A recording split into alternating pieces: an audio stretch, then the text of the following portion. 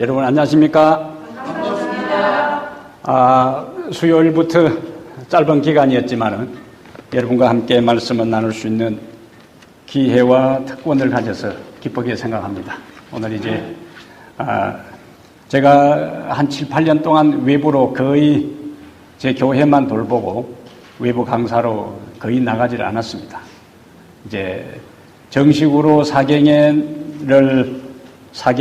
이름으로 제가 외부에 다른 교회에 나온 것은 2008년 이후로 처음인 것 같아요. 가능한 저는 제 교회에서 머물면서 우리 신자들과 함께 말씀을 나누는 것을 제 기본 목회 철학으로 하고 있기 때문에 잘 나가지는 않습니다. 또 요즘은 잘 부르지도 않고 잘 나가지도 않고 그래요. 그래서 타코마 조그마한 동네에서 조용하게 주님 사랑하고 백성들 섬기고 하나님 사랑하면서 말씀을 나누고 있습니다. 오늘 요한복음 2장에 있는 말씀을 좀 나누겠어요. 요한복음 2장 1절부터 11절까지 요한복음 2장 1절부터 11절까지 말씀입니다. 좀 길지만은 다 읽겠어요. 교독을 하겠습니다. 제가 한 절 읽고 여러분들이 한 절 읽고 여러분들은 짝수를 읽으세요.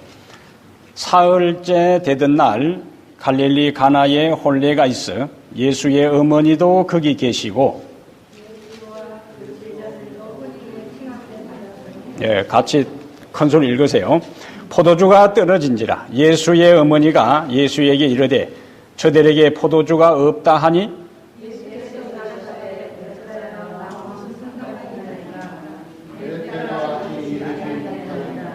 그의 어머니가 하인들에게 이르되 너희에게 무슨 말씀을 하시든지 그대로 하라 하니라.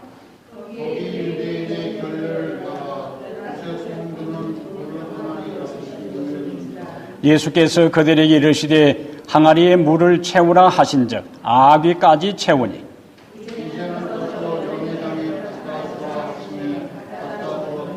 연회장은 물로 된 포도주를 맛보고도 어디서 났는지 알지 못하되 물떠온 하인들은 알더라. 연회장이 신랑을 불러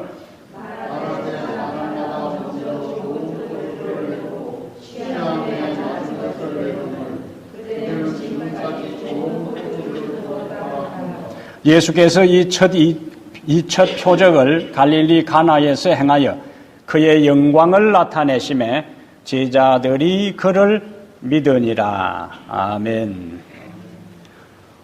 오늘 우리가 함께 생각할 말씀의 제목은 모자람의 축복이요. 모자람의 축복. 그 두 단어는 서로 모자람이 무엇이 될 수 있다고요? 축복이 될 수가 있다. 모자람은 우리가 축복으로 생각하기 힘듭니다. 그런데 오늘 본문을 우리가 잘 생각해 보면은 모자람이 오히려 축복이 된다 하는 것을 확인할 수가 있어요. 인간은 한계가 있는 존재입니다. 인간은 한계가 있는 존재예요. 어린 시절 선반 위에 어머니께서 꿀단지를 올려놓아요. 그러면 시골에서 간식거리가 없던 시절에 선반 위에 있는 꿀단지를 보면 얼마나 먹고 싶겠어요. 그래서 어머니께서 일하러 가시든지 시장에 가시면은 꿀단지에 꿀을 좀 퍼다가 맛을 보려고 하는데 키가 닿지를 않습니다. 그러면은 집에 있는 베개라는 베개 다 끄집어 내가지고 그것을 차곡차곡 쌓아 올리고 베개는 3개 이상 쌓아 올리면 쌓아 올리나 마나 도로 무너져 버리니까 3개 이상 쌓아 올리고 그 위에 까치발을 해서 그 다음에 손을 펼쳐서 막 용을 쓰는데 미치지를 못해요. 무슨 상황입니까? 모자람의 상황이에요. 그 다음에 시골에 가을이 되면 이제 감나무에 감이 익어 가는데 밑에서 나무로 그것을 대나무로 딸려면 잘 안 될 때에는 직접 이제 감나무 위로 올라가요. 감나무 위에 올라가서 가몽씨가 있는 그 가지를 손을 펼쳐서 잡아 당기려고 하는데 손끝이 달 듯 말 듯 안 닿아요. 무슨 상태요? 모자람의 상태예요. 모자람의 상태입니다. 몇 번이나 한 손으로 다른 가지를 잡고 그 가지를 휘어서 가몽씨를 따으려고 해도 되지를 않아요. 모자람이에요. 이러한 상황들을 우리는 우리의 삶 가운데서 많이 경험하게 됩니다. 시험을 칠 때 1, 2점이 모자라서 카트라인에 걸려서 시험에 불합격하는 경우도 있고, 우리는 인정하고 싶지 않지만은 남자나 여자나 세월이 가면은 나이가 많아 늙습니다. 그러면은 기력이 쇠해지고 시력이 약해지고 입맛이 떨어지고, 예? 기억력은 쇠퇴되고, 무엇에 의해서? 세월이 흐르면서. 그것이 우리의 인간의 부인할 수 없는 한계 상황입니다. 이것은 우리 자녀들이 여기 참석을 했는데 지금은 실감을 못해요. 여러분들이 항상 젊음이 있을 것 같고 항상 멋있는 몸매 또 근육 힘이 있을 것 같지만은 세월이 흐르면 그것도 다 약해집니다. 세월이 흐르면 다 얼굴은 푸석푸석해지고 머리는 휘어지고 머리는 빠지고 이렇게 돼요. 피부는 거칠어지고. 그것은 뭐라고요? 인간의 한계요. 인간의 한계. 그런데 오늘 본문에 보면은 물로 포도주를 예수님께서 만드는데 물을 가지고 포도주를 만드는 이 기적은 어디에서부터 출발했는가? 포도주가 모자라는 데서부터 이 기적이 출발한 거예요. 외행적으로는 모자람은 비극이고 모자람은 굉장히 상황을 어렵게 만드는 그러한 요소가 되는데 오늘 본문의 흐름은 모자라는 그것이 오히려 예수님의 능력을 나타내고 2장 11절 마지막에 보면은 예수께서 이 첫 표적 이적을 갈릴리 가나에서 행하여 그의 영광을 나타내심에 11절 마지막은 뭐로 나와요? 제자들이 그를 믿으니라. 모자란 이 상황이 제자들의 믿음을 확실하게 하는 계기가 된 것을 우리가 볼 수가 있습니다. 3절에 보면 포도주가 떨어진지라 포도주가 모자란지라. 그렇다면 이 모자람이 축복으로 바뀌려면은 우리의 삶에서 해야 할 일이 있는데 첫 번째, 예수님을 우리의 삶의 현장에 모셔드려라. 예수님이 없으면 모자람은 모자람으로 끝납니다. 부족한 것은 부족한 것으로 끝나요. 그런데 모자람과 부족함이 기적으로 나타나고 하나님의 능력으로 나타나고 우리의 믿음을 확신하는 계기가 되고 우리의 인생을 반전시킬 수 있는 요소가 되기 위해서는 우리의 삶의 모든 영역에서 예수님을 모셔드리는 일들이 필요합니다. 그래야만이 모자람이 뭐로 바뀔 수 있다고요? 축복으로 바뀔 수가 있어요. 저는 어린 시절에 아주 가난한 집에서 자라났어요. 요즘 아이들은 전혀 이해할 수 없는 상황이죠. 그래서 어린 시절에 제 소원은 쌀밥 실컷 먹어보는 것이었습니다. 쌀밥 한번 실컷 먹어보는 것이었어요. 왜냐면은 시골에 식구들이 많기 때문에 큰 쇠솥에서 이제 밥을 하면은 쌀 한 움큼 그 한가운데 볼쌀, 예? 보리만 다 넣고 거기에 쌀 한 움큼만 거기다 넣습니다. 그러면은 밥을 다 한 다음에 그 쌀은 아버지 몫이에요. 나머지는 다 그냥 일반 다른 식구들은 똑같이 보리밥을 먹는 겁니다. 그때에 있어서 항상은 쌀밥 한번 먹어봤으면. 요즘에 배부른 시절 그리고 또 우리 아이들에게 있어서는 전혀 그러한 것들이 실감이 안 나지요.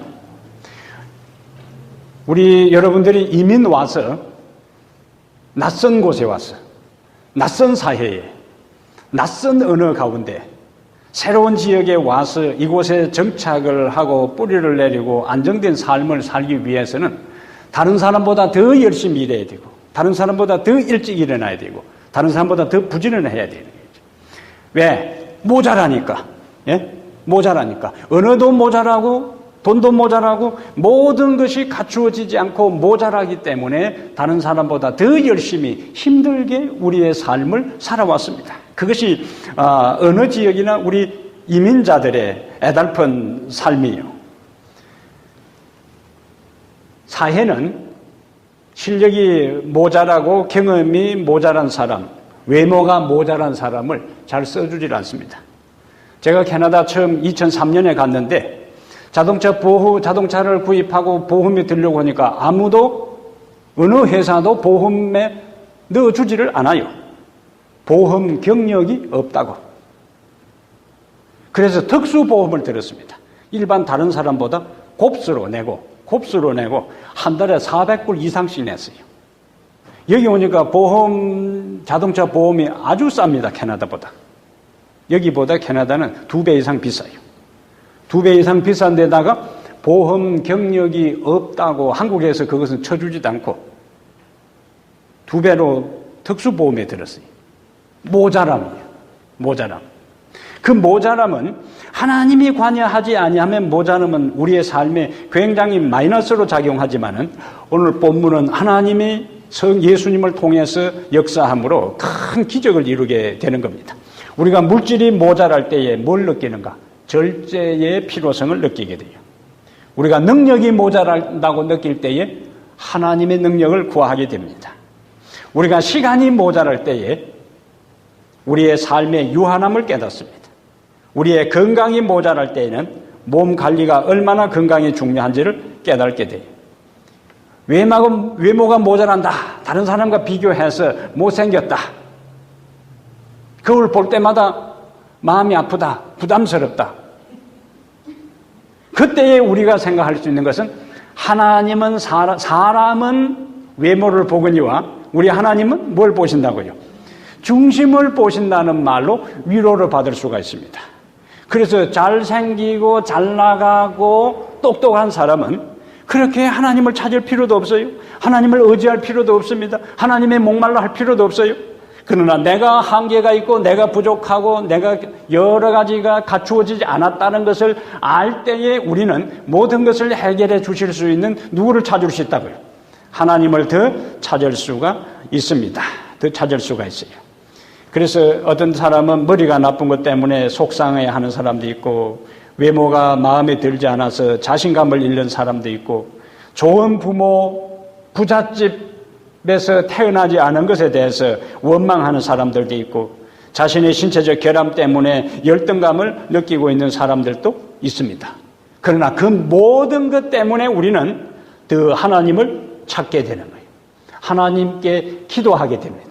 예수 그리스도를 믿을 수 있는 그 출발이 나의 연약함, 나의 부족함, 나의 결핍, 나의 모자람 때문에 누구를 찾는다고요? 하나님을 더 찾게 돼 있어요. 하나님을. 잘 나가는 사람은 하나님을 잘 찾지 않습니다. 그래서 우리의 모자람이 더 하나님을 찾을 수 있는 기회가 되기 때문에 축복으로 연결될 수가 있습니다. 바울은 뭐라고 이야기했는가? 바울은 내가 약할 때에 곧 강함이라 그랬어요. 내가 약할 때에 곧 강함이라. 갈릴리 가나의 혼인잔치에 이 모자람이 축복이 될 수 있었던 것은 2절에 보세요. 갈릴리 가나에 혼인잔치가 있었는데 2절에 보니까 예수님과 그의 제자들도 어떻게 되었다고요? 예? 예수님과 그 제자들도 혼인잔치에 청함을 받았더라. 만약에 예수님을 초청하지 아니한 상태에서 포도주가 떨어진 이 일들이 일어났더라면 주인이 얼마나 당황했겠어요. 주인은 포도주가 떨어질 것을 생각하고 예수님을 초청한 것은 아닙니다. 예수님을 초청해서 무언가 얻을 것을 계산하고 예수님을 초청하지 않았어요. 그냥 예수님을 제자들과 함께 잔치에 초청한 것입니다. 우리가 예수님을 믿을 때에 이것저것 계산하지 않고 예수님이 나를 구원하시고 나를 사랑한다는 그 단순한 사실 하나만으로도 우리가 예수님을 믿고 예수님을 따르면 나머지 우리의 삶에 일어나는 숱한 많은 문제들이 우리가 초청한 그 예수님이, 우리 마음에 모신 예수님이, 우리가 믿는 그 예수님이 우리의 인생의 숱한 문제들을 위기 가운데서 해결해 주시는 구원투수로 등장하게 되는 것입니다. 그래서 예수님을 초청해야만 뭐가 일어날 수가 있는가? 기적이 일어날 수가 있어요. 예수님이 우리 삶과 함께 있어야 우리의 마음에, 우리의 가정에, 우리의 사업의 현장에, 이 교회에 언제나 예수님이 주인으로 자리 잡도록 그분을 모셔드리기를 바랍니다. 그러면 어떤 문제가 일어나도 우리가 모시고 있는 그분이 상황이 발생하면은 그 문제에 개입하셔서 모자람에서, 문제에서 벗어날 수 있도록 도와주십니다. 3절에 보면은, 자, 이전에는 예수님을 초청했고, 3절에 보니까 포도주가 모자란지라. 포도주가 모자란지라. 여기에서 2절과 3절의 연결은 예수님을 초청했어요. 그 다음에 일어나는 일들은 포도주가 모자란지라, 떨어진지라. 그러면은 성경을 읽을 때 우리가 뭘 생각할 수 있을까요? 포도주가 모자라고 포도주가 떨어졌다 할지라도 예수님이 그 집에 계십니까? 뭔가 예수님이 문제를 해결해 줄 것이다. 이것을 지금 이 성경을 읽는 사람들은 읽어내야 되는 거예요. 이제. 예수님을 초청했고 포도주가 모자란지라. 잔치집에서 가장 흥을 돋구는 것이 포도주인데 모두가 포도주를 마시면서 즐겁게 대화하고 노래 부르고 흥겹게 춤을 추고 지내는데 포도주가 떨어졌다. 그것은 여행할 때에 돈이 다 떨어지는 것과 마찬가지고 그 다음에 저 죽음의 계곡에 우리가 관광을 갔는데 주유소로까지 가려면 아직도 한참 달려야 되는 상황에 가스를 미리 넣지를 않아서 가스가 바닥이 되는 그런 상황이에요. 갈 길은 멀고 그것을 채울 상황은 안 되고 이것이 지금 포도주가 모자란지라 하는 이 집에서 일어나는 상황입니다. 보통 중동 지역에는 잔치가 한 일주일씩 계속된다 그래요. 결혼잔치를 한 일주일씩 하는데 이 주인은 나름대로 뭐 했을까요? 나름대로 포도주를 손님들 숫자 계산해서 포도주를 준비했을 거예요. 그런데 포도주가 떨어졌다. 예상했던 손님들보다 더 많이 왔을 수도 있고 그 다음에 온 손님들이 더 많이 마셨을 수도 있고 어쨌든 어떤 상황이 발생했다고요? 모자란지라. 어떤 상황에 있었는지 포도주가 모자란 난처한 상황이 됐습니다. 어디에서요? 잔치 자리에서. 그렇다면 여러분, 인생의 기쁨은 항상 지속되는 게 아니라는 거예요. 즐거움이 항상 계속되는 게 아니라는 거예요. 생각지도 못한 상황에, 예상치도 못한 상황이 발생해서 삽시간에 상황이 어려워지고 문제가 꼬이고 실패처럼 얽히는 일들이 잔치 자리에 포도주가 떨어지는 것처럼 우리의 삶의 현장에서도 살다 보면은 예상치도 못하고 상상치도 못하고 예측하지도 못한 일들이 일어나 우리의 삶을 힘들고 난처하고 당황하게 만들 때가 있다는 이야기입니다. 그것이 바로 여기 잔치 자리에서 일어나는 이 사건이 우리의 인생에 일어나는 일들과 마찬가지라 하는 것을 보여주는 거예요. 인생은 계산대로 되는 것이 아니라는 거예요. 이 주인은 나름대로 철저하게 이 잔치를 위해서 준비를 했을 거예요. 그러나 살다 보면은 어떠다고요? 삶이 계산대로 되는 것이 아니라는 거예요. 예측 불허의 상황들이 발생할 수가 있습니다. 그것은 30년, 40년, 50년 함께 지냈던 깊은 우정을 가졌던 친구도 하루아침에 등을 돌릴 수도 있고, 평생을 함께 살기로 언약을 맺었던 한 이불에 잠을 자던 부부도 등을 돌리고 헤어질 수도 있어요. 잘 나가던 사업도 하루아침에 실패할 수도 있고, 건강을 하루아침에 상실할 수도 있습니다. 이것은 다 우리가 인생을 살아가다 보면은 누구나 다 뭐 하는 것이라고요? 경험하는 일이에요. 그렇다면 우리는 이러한 데서 피할 수가 없어요. 벗어날 수가 없습니다. 이 세상에 사는 날 동안 벗어날 길이 없어요. 그러면 벗어날 길이 없다면은 이러한 일들이 일어날 우리의 삶에서 어떻게 해야 되는가? 예수님을 영접하고 살아야 된다. 그러다 보면은 예수님과 함께 그분과 더불어 살다 보면은 이런저런 크고 작은 문제, 쉬운 문제, 어려운 문제, 난처한 문제, 곤란한 문제, 복잡한 문제, 단순한 문제가 일어난다 할지라도 그분이 함께 하면은 그 모든 문제를 우리는 해결해 나갈 수가 있는 거예요. 그럼 어떻게 해야 되는가? 여기 이제 포도주가 모자란지라 하니까 3절에 어떤 말씀이 있어요? 모자란지라 이제 문제가 발생했어요. 이 문제가 발생했을 때에 어떻게 해요? 예수의 어머니가 누구에게? 예수에게 이르되 저희에게 포도주가 없다 하니, 저희에게 포도주가 없다 하니. 자, 포도주가 떨어졌을 때에 당장의 그 문제를 누구에게 이야기했어요? 예수님에게 이야기했어요. 포도주가 떨어진 상황의 그 문제를 예수님의 어머니는 당장에 예수님에게 포도주가 떨어졌다라는 것을 이야기를 하고 있습니다. 예수님에게 그 문제를 이야기했다는 것은 뭘 의미할까요?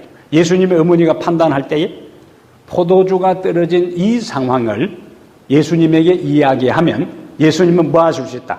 해결해 주실 수 있다는 믿음이 있었기 때문에 포도주가 떨어졌다는 주인의 급한 이야기를 듣고 바로 예수님의 어머니는 주저하지 않고 자기 아들 예수님에게 포도주가 떨어졌다는 이야기를 하는 거예요.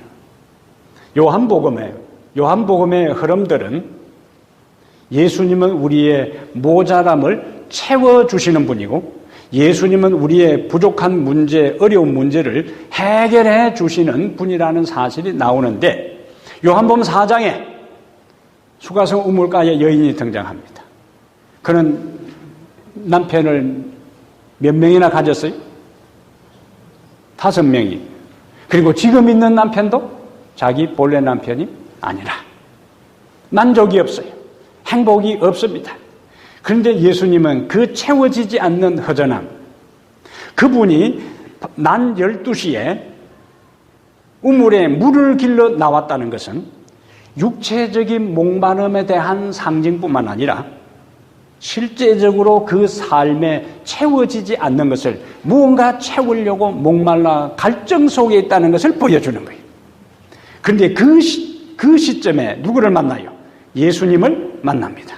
그럼 예수님을 물을 길러온 여인은 물리적인 물, 실제적인 물을 목말라 해서 왔는데 실제적인 물을 가지고는 그 영혼의 목마름은 해결되지 않았기 때문에 반복해서 다른 남자를 만나고 다른 남자를 만나는 세월을 지금까지 살아왔어요.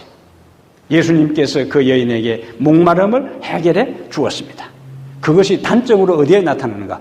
여자가 물동이를 버려두고 그리고는 뭐요? 마을로 달려갑니다.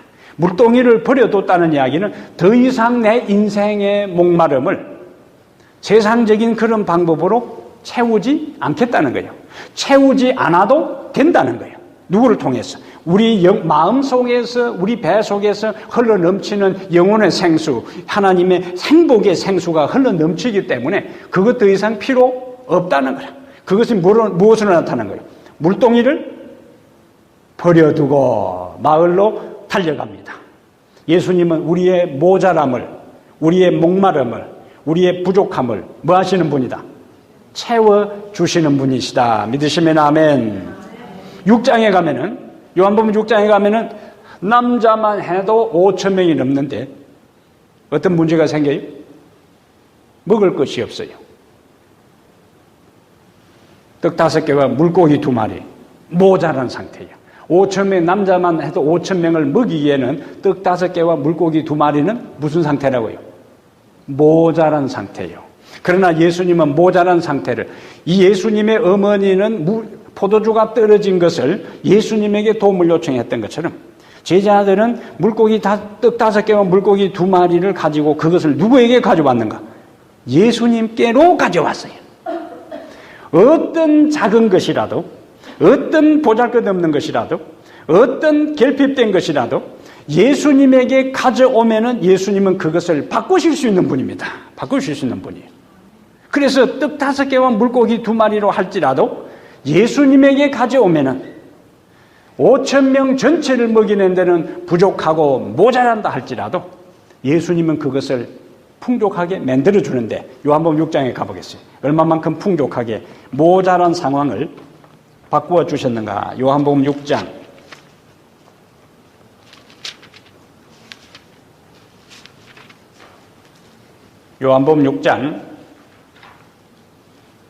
10절 보겠어요.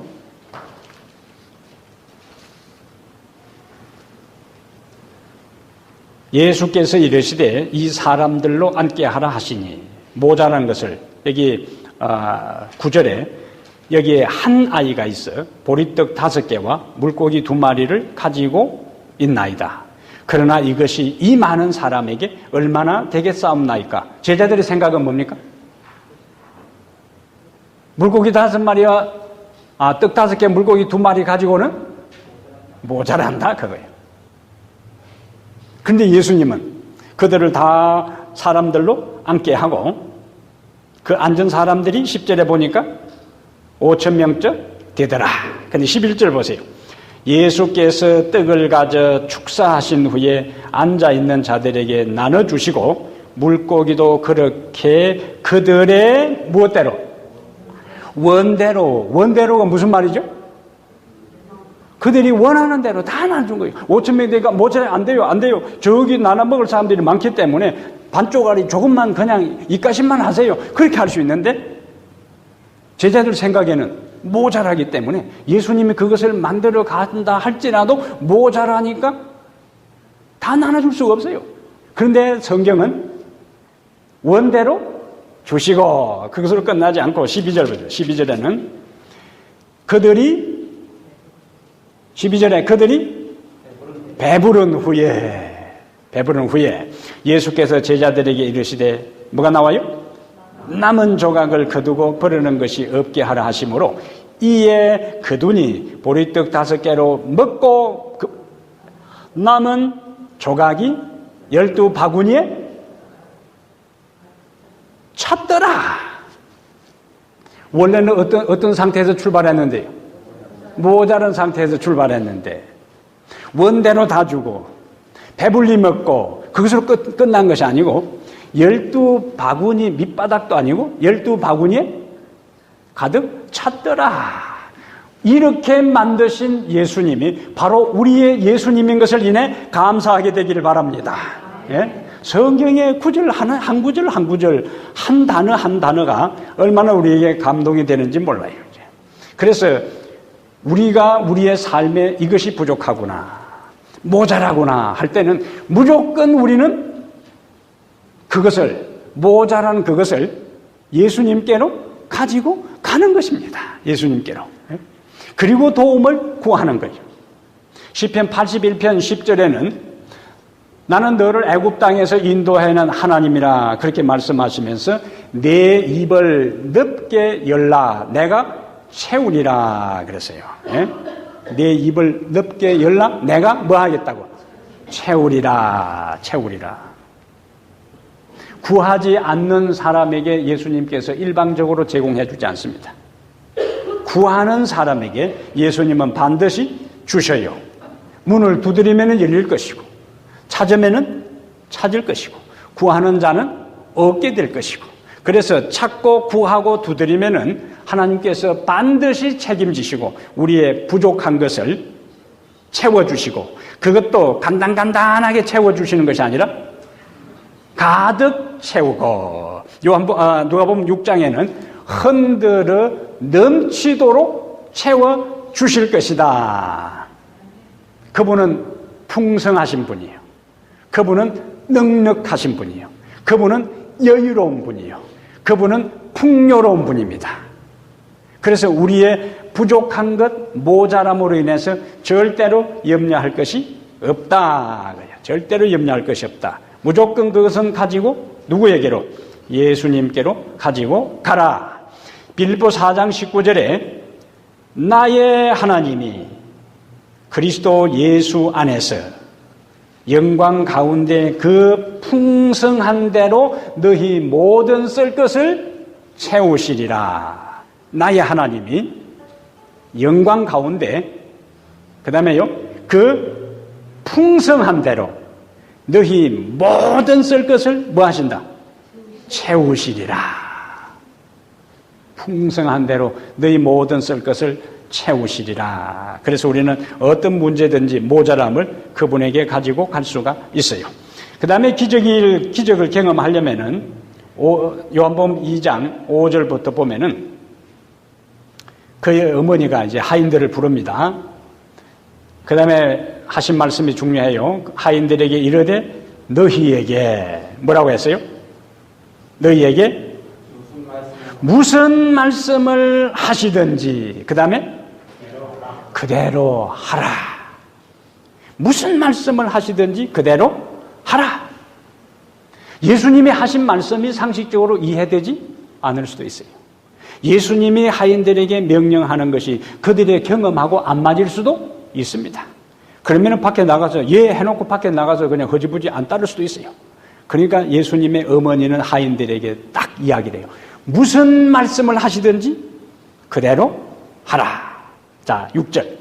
거기에 유대인의 정결 예식을 따라 두세 통 되는 돌 항아리 6이 놓여 있는지라. 항아리가 몇 개요? 6개. 그 어떤 영어 성경에는 그 항아리 하나에 20 내지 30갤론 들어가는 항아리라 그랬어요. 그러려면은 6통 이 항아리에 물을 채우려면은 큰 생수통 있잖아요. 큰 생수통 약 30개 정도 채워야 됩니다. 6항아리에 물을 채우려면. 그러면 요즘처럼 수도꼭지에 물을 털어서 호스로 연결해서 하는 게 아니에요. 그러면 간편해요. 그냥 긴 호수 풀어가지고 항아리에 넣어서 수도꼭지 틀면 되지만은 우리가 아는 대로 고대에는 수도꼭지가 있었던 것이 아니고 공동 우물에서 바가지로 퍼는 것이 아니고 뭐래요? 두레박으로 끌어올려야 됩니다. 먼 거리에 가가지고 그것도 여기처럼 시원한 동네도 아니고 얼마나 더운 나라요. 그것을 생수통 30개 정도의 물들을 계속 퍼 날라야 되는 거예요. 그러면 하인들의 태도 가운데 뭐요? 입이 앞으로 튀어나올 가능성이 많잖아요. 예? 이게 뭐 하는 짓이고, 예? 실제적으로 지금 떨어진 거는 뭔데요?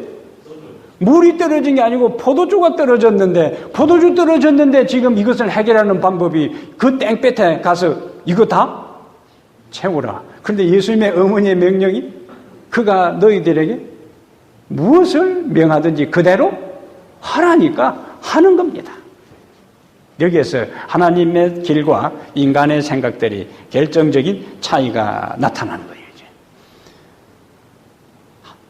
오랜 시간을 거쳐서 두레박에 물을 길어서 그 빈 항아리에 물을 채웠어요. 그런데 여러분, 만약 여기서 항아리에 물을 채우라 하니까 하인들이 그냥 한 두레박 물 가져와가지고 반쯤 밑에 그냥 채웠다. 그러면 예수님께서 포도주를 만들어 봐야 그 정도요. 축복은 우리의 순종의 양에 비례합니다. 예?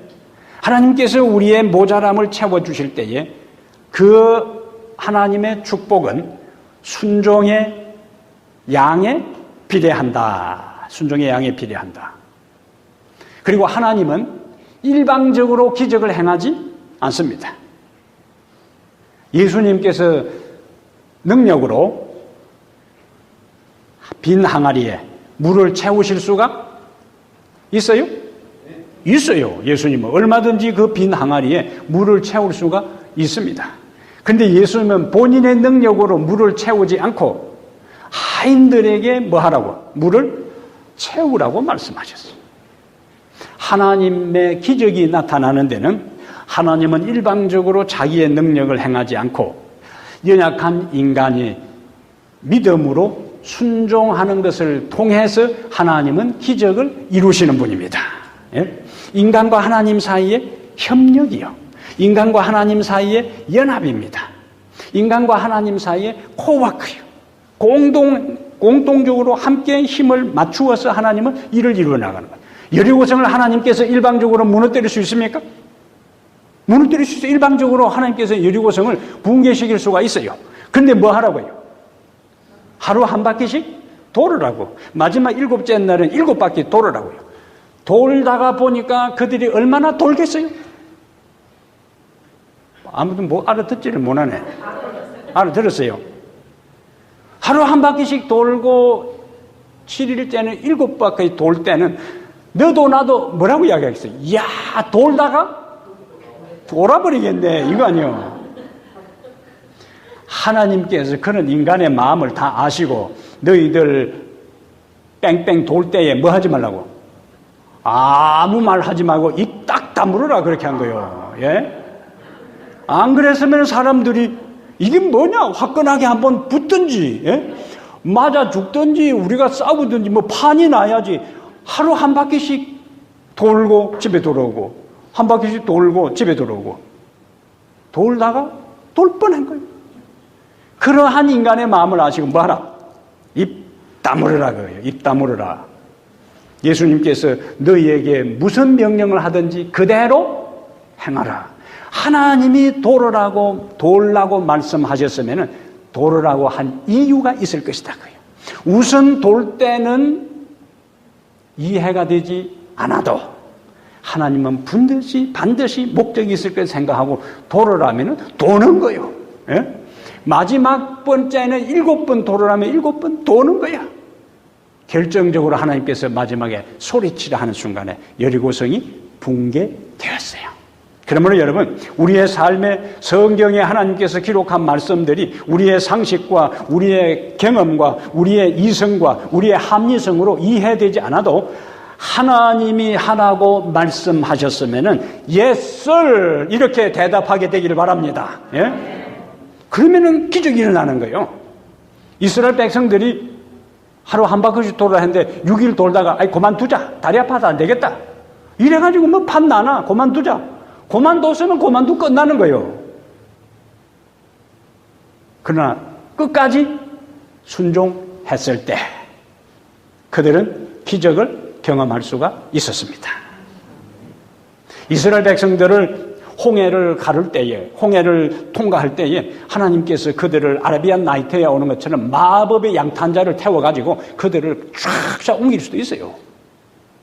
근데 그들은 그 힘든 광야를 걸어서 갔어요. 걸어서. 하나님은, 잘 정리하세요. 명제. 하나님은 인간이 할 수 있는 일을 대신해 주지 않고, 하나님은 인간이 할 수 있는 일을 대신해 주지 않고, 사람은 하나님이 하실 수 있는 일을 할 수 없다. 하나님은 하나님의 영역에서 일하시고, 인간은 인간의 영역에서 일하시고, 그래서 하나님이 하시는 일에 인간의 영역에서 협력할 때에 기적이 일어난다. 기적이 일어난다. 절대로 하나님께서 일방적으로 하시지를 않아요. 누가 기적을 경험할 수 있는가? 누가 넘치는 축복을 바라볼 수 있는가? 하나님이 말씀하시는 것에 대해 이유를 달지 않고 그냥 묵묵하게 따를 때에 축복이 오게 되어 있습니다. 여기 우리 아이들은 성장 배경이 전혀 달라서 이해가 잘 안 될 텐데, 옛날에 시골에 천석국 구두스의 영감이 살고 있었는데 그 영감의 회감날이 됐어요. 그래서 그 집에 있는 머슴들이 생각하기를 오늘은 회감날이니까 오늘은 좀 우리가 좀 푹 쉬겠다. 잔치에 참여하고 우리도 좀 잘 먹겠다 생각했는데 회감날이 되기 전에 이 주인이 특별한 이야기를 이제 그 종들을 모아놓고 이야기를 했습니다. 새끼를 꼬라는 거예요. 새끼를 이제 꼬는데 가능한 가늘게, 가능한 길게 새끼를 꼬란 거예요. 목적은 이야기해 주지 않았어요. 그냥 종들을 모아놓고 뭐 하라? 새끼를 꼬라. 그것도 가늘게. 여러분 새끼를 이제 꼬아보면은요, 짚을 가지고 꼬아보면은 굵게 꼽는 것은 막 짚을 많이 쥐고 꼬면 되지만은 가늘게 꼬는 것은 쉽지 않아요. 그런데 가늘게 꼬라. 머슴이 몇 명이 있었는데 우리는 쉬지도 못하고 다른 사람들은 잔치에 참여해서 우리 이게 뭐야? 몇 사람이 하다가 입이 이만큼씩 나와가지고 다 그만두고 그냥 에란 모르겠다 하고 에란 모르겠다 하면은 낮잠이나 자자 이렇게 되는 거예요 이제. 근데 한 종은 평소에 우리 주인이 쓸데없는 명령은 내린 적이 없으니까 무언가 이유가 있을 것이다. 그 이유와 목적은 모르지만은 이 종은 가능한 가늘게 길게 다른 사람들이 다 포기하고 낮잠 자고 있는 동안에 꼬고 꼬았지. 그 다음에 이제 주인이 종들을 다 불러 모아놓고 새끼 가져오느라 하니까 어떤 사람은 뭉뚱한 거 뭐 2, 3cm 되는 거 갖다가 그냥 고개 푹 숙이고 있는데 한 사람이 길게 가져왔어요. 엽전 꾸러미를 잔뜩 가져와서 자, 너희들이 꼰 그 새끼에다가 이 엽전을 끼워서 가져갈 만큼 다 가져가라. 그렇게 한 거예요. 다른 종들은 엽전 하나도 안 들어가. 굵게 까다가 말아버렸으니까. 그러나 순종하는 이 종은 가늘게 꼬았기 때문에 주인이 가져온 그 엽전을 다 끼워서 자유를 얻고 집으로 돌아갔다는 거죠. 무엇의 차이입니까? 이해되지 않아도 주인이 말했으니까 순종한 자는 자유를 얻고 예쁜 색시 만났어. 한국의 옛날 이야기처럼 행복하게 오래오래 잘 살았다는 이야기요. 예? 누가? 순종하는 종이. 그래서 요한복음 2장에 나오는 예수님의 말씀의 핵심이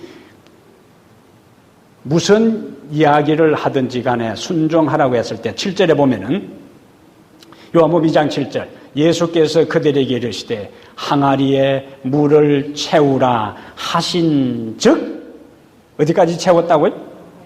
아귀까지 채우니 순종하되 확실하게 순종하시길 바랍니다. 예? 물 채우려 해가지고 좀 채우다가 에란 모르겠다 중간에 그만둔 게 아니고 이왕 채울 거 뭐예요? 그것까지 채운 거예요. 그래서 우리가 예수님을 믿고 살아가는 데 있어서 이왕 예수 믿을 것 확실하게 믿고 살아가게 되기를 바랍니다. 이왕 순종할 것 끝까지 마지막까지 순종하게 되기를 바랍니다. 물을 채웠어요. 그 다음에 뭐하라 하는가? 예수님께서 이제는 뜨다가 연회장을 책임진 사람에게 갖다 주라 그러고요. 잘못하면 뺨 맞고 몽댕이 맞습니다. 지금 연회를 책임진 그 사람은 포도주가 떨어져서 신경이 극도로 지금 예민해 있는 상태인데 하인들이 뭘 가져왔어요? 맹물을 가져왔어요. 이거는 뭐 불난데 부채질하는 상황입니다. 그런데 누가 갖다 주라고요? 예수님이 갖다 주라 하니까 시킨 대로 하는 거예요. 연회장이 맛을 보니까 지금까지 먹어본 거는 비교할 수 없을 정도로 달콤한 맛이더라.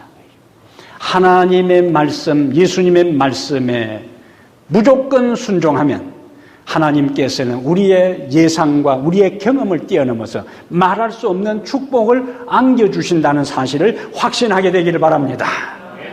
이런저런 이유를 달면은 이 땅에 우리가 사는 날 동안 순종할 게 하나도 없습니다. 그러나 성경에 나오는 위대한 축복의 사람들은 매 순간, 매 걸음마다 하나님이 무엇라고 말씀하셨는가? 그것을 생각하면서 하나님 말씀에 이해되지 않고 손해될 것처럼 보이고 망할 것처럼 보이고 사람들에게 비난의 대상이 될 것 같고 따돌림을 당할 것처럼 보여도 말씀하셨으니까 주의 종이 따르리이다. 하나님은 그렇게 순종하는 사람을 절대로 손해되게 하지 않습니다. 하나님은 그렇게 순종하는 사람을 절대로 포기하지 않습니다. 하나님은 그렇게 순종하는 사람을 끝까지 책임져 주십니다. 예? 그래서 우리는 단 하루를 살더라도 이와 같은 신앙의 확신을 가지고 살아야 되는 거예요. 예? 내일 길 가다가 엎어져 죽는 한이 있더라도 오늘 내가 하나님 말씀을 절대적으로 믿고 그 말씀을 따라 살아가리라. 이 결심이 오늘 여러분에게 있게 되기를 바랍니다. 우리의 인생에 다 갖추고 사는 사람 아무도 없습니다. 부족하고 모자랍니다. 연약하고 실패합니다. 그러나 부족하고 모자라고 떨어지고 또 건강을 잃고 사업에 실패하고 온갖 갈등이 있다 할지라도 그 모자람 때문에 그 부족함 때문에 그 연약함 때문에 우리는 예수님을 찾습니다. 예수님은 연약한 가운데 찾아온 우리를 요한복음 6장 37절에 내게 오는 자를 내가 결코 내어 쫓지 아니하리라. 아무리 연약한 자라도 아무리 죄인이라도 아무리 실패한 자라도 아무리 보잘것없는 사람이라도 내게 오는 자는 내가 결코 내어 쫓지 아니하리라. 이 말씀 믿으시면 아멘. 네? 그래서 우리는 그대로 나갈 수가 있어요. 예수님의 어머니의 제안을 받아들였어. 그 기쁨의 잔치가 망쳐질 상황에 개입하셔서 그 기쁨의 잔치가 즐거움의 잔치가 지속되게 하신 그분이 우리의 인생의 삶에 오셔서 우리의 모자람을 채워주시고 해결해 주시고 풀어주셔서 우리의 삶이 넉넉하고 여유롭고 흘러넘치고 풍성하고 풍족하고 풍요롭게 만들어 주셨어. 예수 안에서 시편 23편 1절 여호와는 나의 목자시니 내가 부족함이 없으리로다. 그 다윗의 노래가 그 다윗의 찬양이 여러분 한 사람 한 사람의 찬양이 되고 고백이 되고 간증이 되기를 주의 이름으로 축복합니다.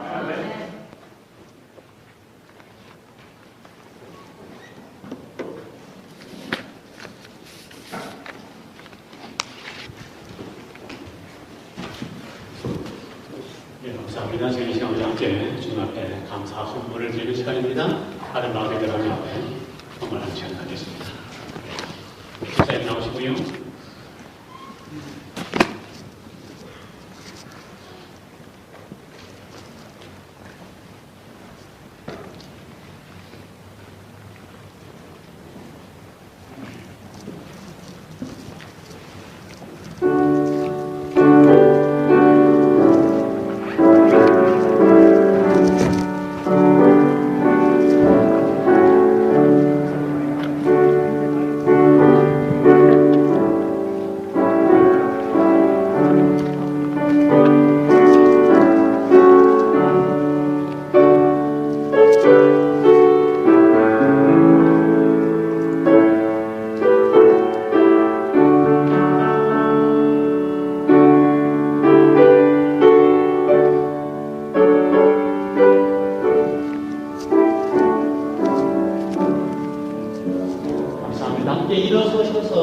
마지막 절에 129장 하나님은 너를 지키시느니라. 참 이후에 목사님 기도하시고 하시도록 하겠습니다. 하나님은 너를 지키시느니라.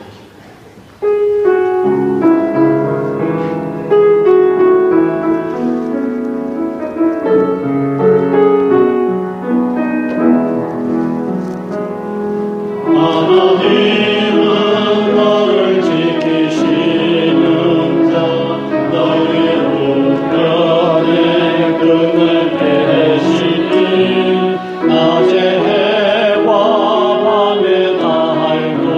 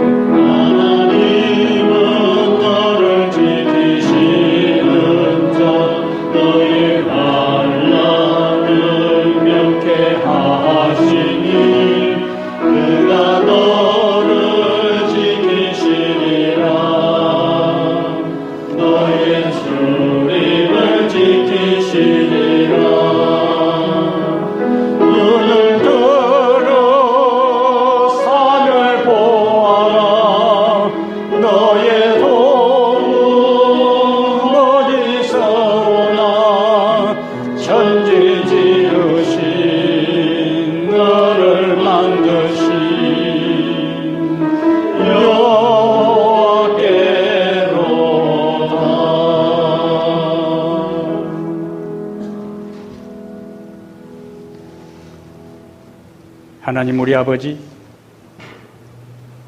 모자람 가운데서도, 결핍된 가운데서도, 부족한 가운데서도 기적을 행하시는 하나님의 계심이 얼마나 행복한지 모릅니다. 사람들은 현재 자기들이 가지고 있는 것, 자기들이 소유한 것, 자기들이 누린 것, 그것만을 붙잡고 그것을 전부로 생각하지만 우리는 그 너머에 하나님이 우리에게 주실 더 풍성하고 풍요로운 흘러 넘치는 축복을 기대하고 생각합니다. 아버지, 우리가 인생을 살아갈 때 건강을 잃을 때도 있고 재물을 잃을 때도 있고 신용을 잃을 때도 있고 믿음을 잃을 때도 있고 인간관계에 있어서 관계가 악화됨으로 여러 가지 어려운 가운데 빠질 때도 있습니다. 모자람의 상황입니다. 그러나 아버지, 우리에게 복음이 있는 것은 주께서 우리와 함께 하시면 우리가 경험하는 모자람이 떨어진 것이 그 무엇이든지 간에 우리 주님은 회복하실 수 있는 마음을 가지고 계시고 능력을 가지고 계심을 저희들이 확신합니다. 우리 스스로 그 문제를 해결하기 위해 고민하지 않게 하시고 우리 스스로 그것으로 인해서 좌절하지 않게 하시고 우리 스스로 모자란 그것으로 인해 열등감 속에 갈등하지 않게 하시고 우리 주님께로 그 문제를 가지고 나가게 해 주시옵소서. 배고픈 군중들에게 원하는 대로 주고 배고픔의 모든 문제가 해결되고 배부르게 하고 그리고 12강주리에 흘러 넘치도록 도와주신 우리 예수님의 기적의 역사는 오늘 우리에게도 일어날 것을 확신합니다. 주께서 우리에게 무엇이라 말씀하시든지 순종하는 저희들 모두가 되게 하여 주시옵소서. 올림피아 교회의 우리 목사님과 우리 장로님 모든 성도들 한 사람 한 사람이 주님을 향한 믿음 안에서 순종의 길을 걸어가므로 개인과 가정과 교회에 흘러 넘치는 하나님의 은혜와 축복을 경험하며 살아가도록 도와주시옵기를 우리 주 예수 그리스도 이름으로 간절히 기도하옵나이다. 아멘.